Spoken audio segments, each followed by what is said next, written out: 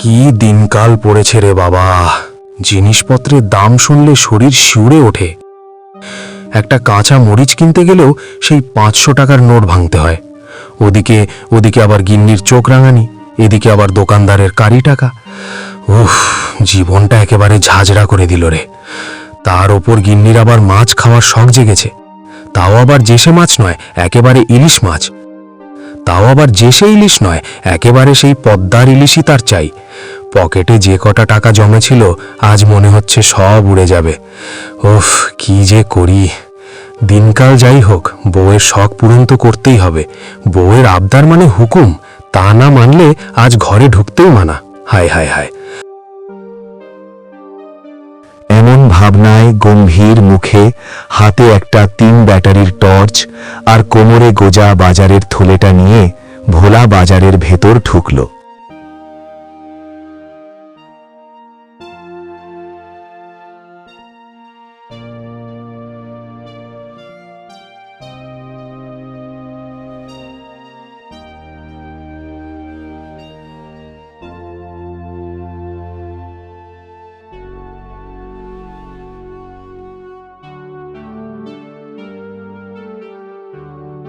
অবশেষে ভোলা এসে দাঁড়ালো সেই পুরনো মাছের দোকানের সামনে।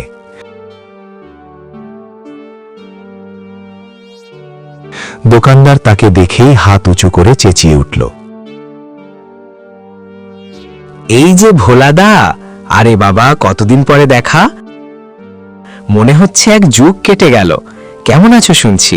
তোমার কাঠের ব্যবসা এখন নাকি একেবারে তুঙ্গে। নতুন নতুন খাট বিছানা বানিয়ে গ্রামে নাম কুড়াচ্ছ। তাই ইনকাম পাতি তো বেশ ভালোই হচ্ছে। ভোলা গম্ভীর ভঙ্গিতে গলা ঝাড়ল, বুক ফুলিয়ে দাঁড়িয়ে বলল, আরে কি আর বলবো ভাই, রোজগারটা হয় ঠিকই, কিন্তু সংসারের খরচে সব গিলে খেয়ে নেয়।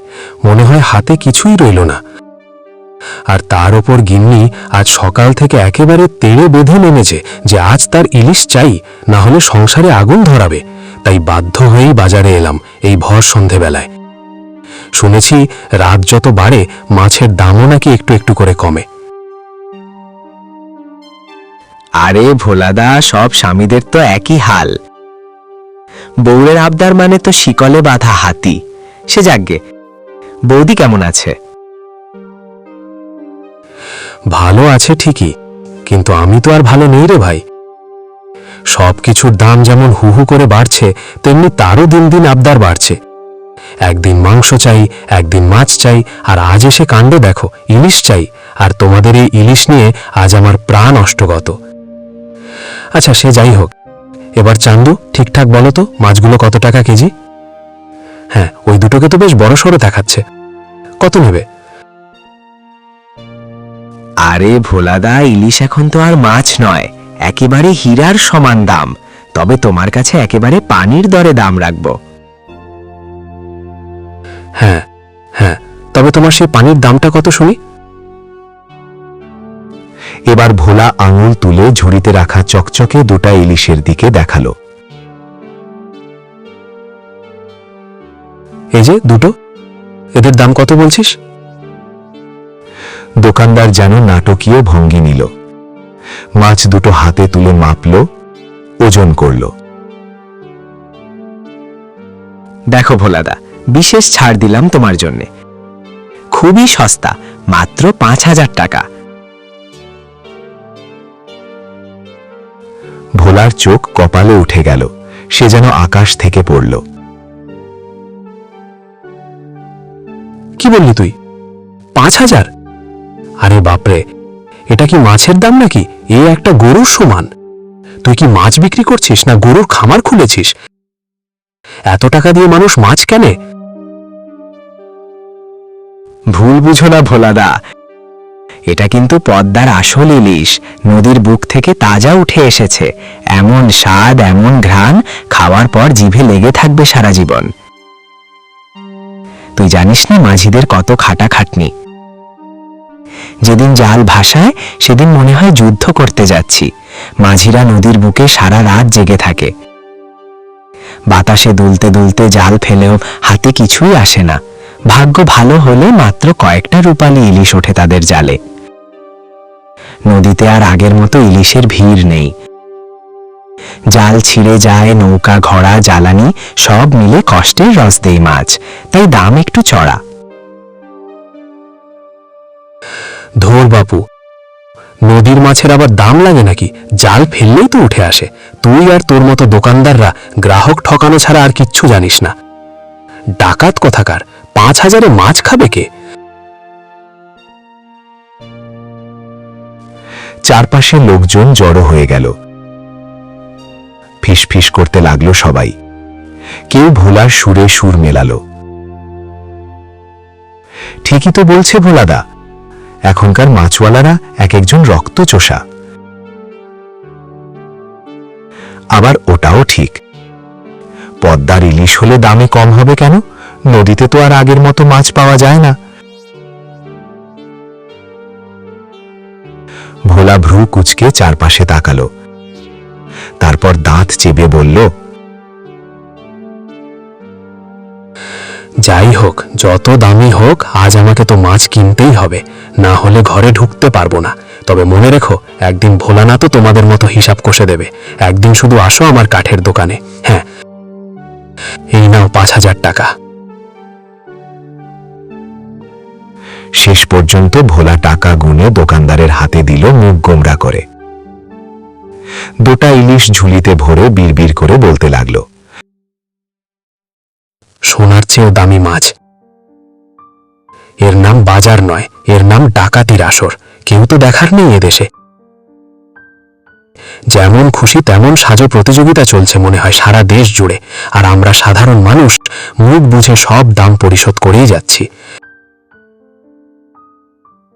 ভোলানাথ আর দোকানদারের কথাবার্তা ধীরে ধীরে বাড়তে বাড়তে প্রায় ঝগড়ার রূপ নিতে চলেছে।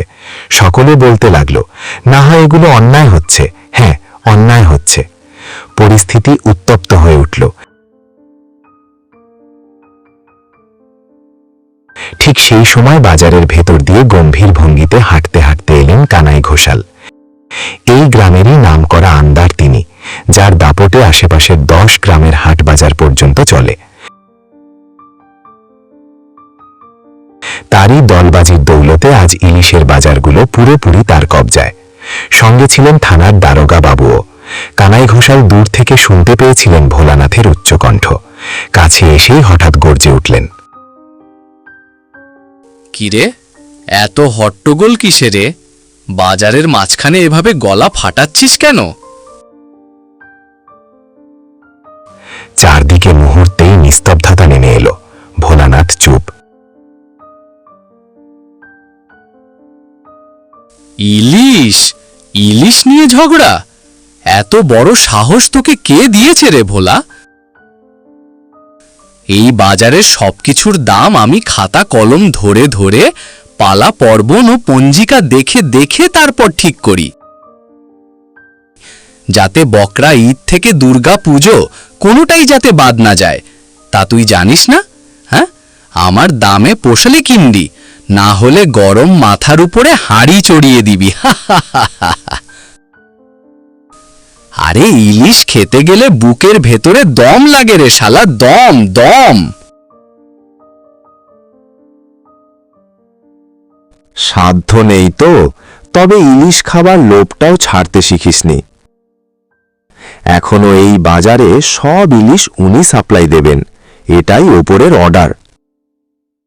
যাতে আইন শৃঙ্খলা ঠিক থাকে তার জন্য আমি সবসময় এই হাটেই কানাই সাহেবের সাথেই থাকি। আচ্ছা, সে জাগে।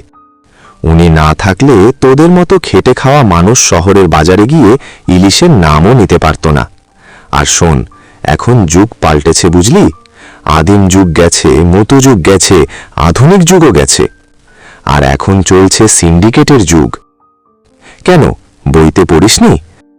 দোকানের কালিজিরে থেকে শুরু করে পেঁয়াজ, রসুন, আলু, তেল আর ওই ইলিশ পর্যন্ত সবকিছুই সিন্ডিকেটের হাতে চলে। এটা বুঝতে পারিস না শালা, অত ভাগা কোথাকার। আর না বুঝলে আমার সাথে থানায় একবার চল তো, তোকে সব ঠান্ডা মাথায় বুঝিয়ে দেব। আর শোন, সকলে এতক্ষণ যা বললাম সব মাথায় ঢুকিয়ে নাও। ভুলেও কোনো কথা কিন্তু পাঁচকান করবি না, তাহলে কিন্তু মেরে পুঁতে রেখে দেব। শালা এখন সকলে সকলের কাজে যাও।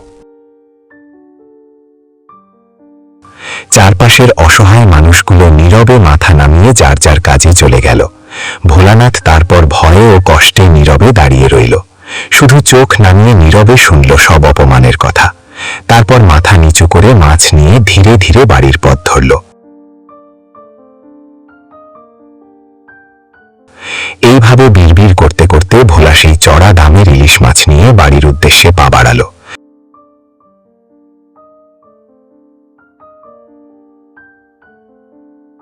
ঝুলিতে ভরা ইলিশ দুটো। ভোলা বাজার থেকে বেরোতে হতে ধীর পায়ে হাঁটছে।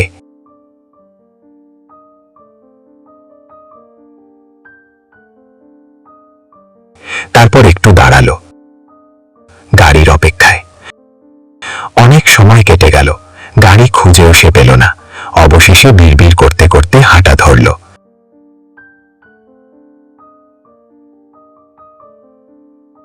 এই যে সর্বনাশ, গাড়ি পাওয়া গেল না একটাও। এত রাত করে ফিরতে হবে। আরে বাবা, এই বাজার থেকে বাড়ি যেতে যে কতখানি পথ! হায় হায়, পায়ে হেঁটে মরেই যাব মনে হয়। তবে যাই হোক, মাছ কিনেছি, এখন গিন্নির মুখ রক্ষা করা যাবে। ভোলা নিজে নিজে কথাগুলো বলতে বলতে বাড়ির পথ ধরে চলছিল।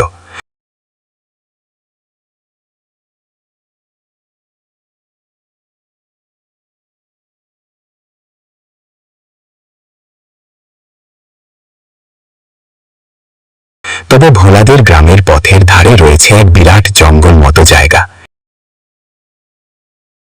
তার নাম সেগুন কাঠের জঙ্গল। বড় বড় সেগুন গাছ সারি বেঁধে দাঁড়িয়ে আছে।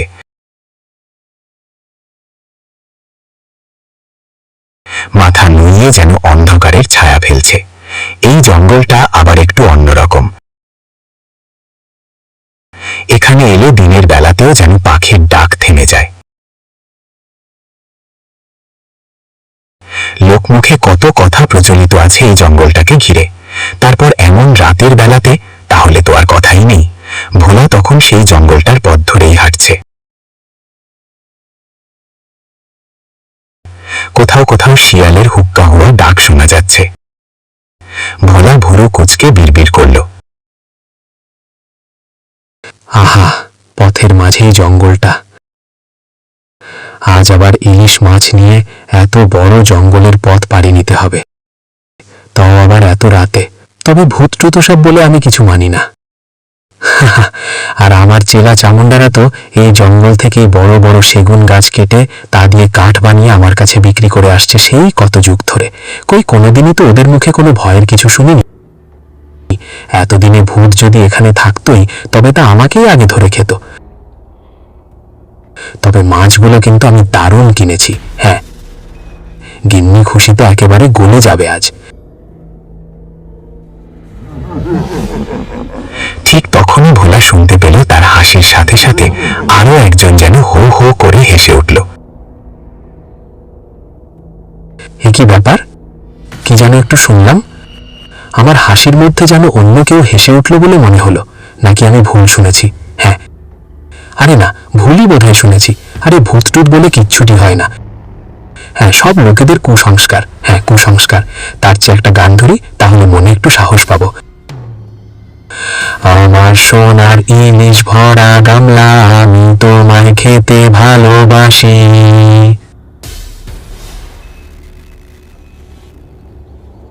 ঠিক তখনই আচমকা ঝড়ের মতো হাওয়া বইল। সারা জঙ্গলে যেন অদৃশ্য পায়ের শব্দ ছড়িয়ে পড়ল।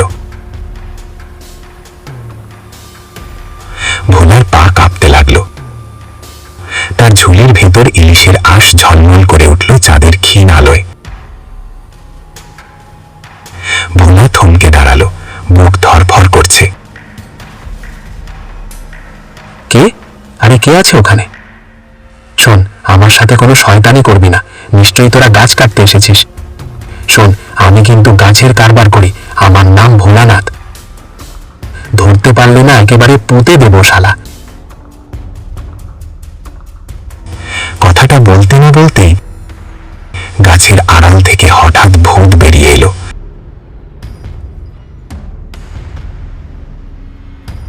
চোখ দুটো অগ্নিশিখার মতো জ্বলছে। গলা কেঁপে উঠল ভোলার। এই যে মানুষ নয়। হায় হায়, এই যে সত্যি দেখি ভূত, আমাকে বাঁচাও বাঁচাও। এবার বিশ্বাস হলো তো ভূত বলে যে কিছু আছে? হ্যাঁ, অনেকক্ষণ ধরেই তো কত তিরিং বিরিং করলি। এবার বল, এখন তোকে কে বাঁচাবে? হ্যাঁ, বহুদিন ধরে এই জঙ্গলের গাছ কেটে কেটে সাফ করে দিচ্ছিস তুইও তোর লোকেরা। আমার থাকার জায়গাটাও পর্যন্ত তোরা নষ্ট করেছিস। আজ তোকে পেয়েছি শালা, আজ তোকে মজা দেখাবো।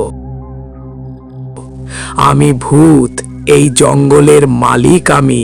হ্যাঁ, তোর কাছে তাজা তাজা ইলিশ আছে, এক্ষুনি আমি চাই তোর ঝুলির মাছ, ওই রূপালি ইলিশ। আহা, একেবারে পদ্মার ইলিশ। আহা, কতদিন খাইনি। প্রথমে ওই ইলিশগুলো খাবো, তারপর খাবো তোকে। এ কি সর্বনাশ! ভূত আবার মাছ খায় নাকি? তাও আবার ইলিশ, তাও আবার 5,000 টাকার ইলিশ।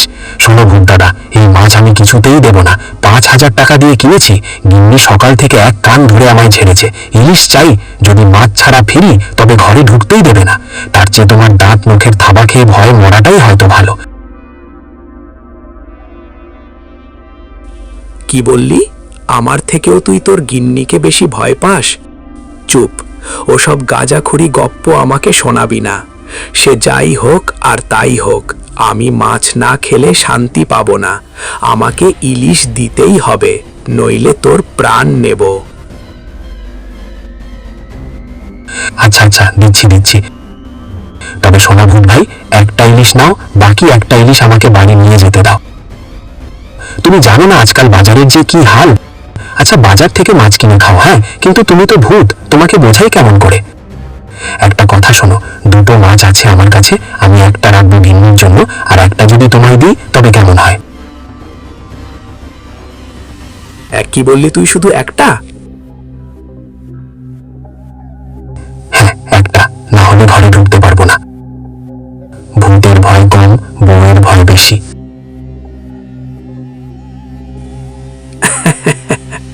ঠিক আছে, তোর প্রাণটা তো আপাতত বাঁচুক। যা, একটা ইলিশ হলেই আমার হবে। যা, একটা আমাকে দিয়ে তুই তোর ঘরে যা।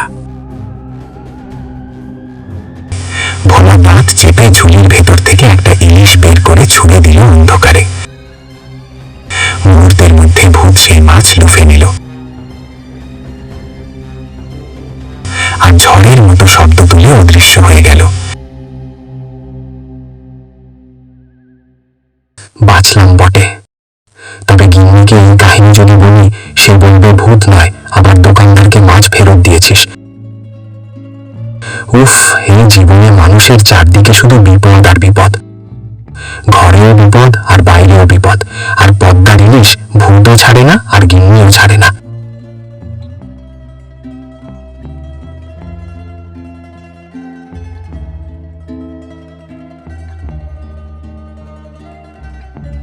এভাবেই সে অর্ধেক স্বস্তি অর্ধেক ভয় নিয়ে ভোলা বাড়ির দিকে হাঁটতে শুরু করলো।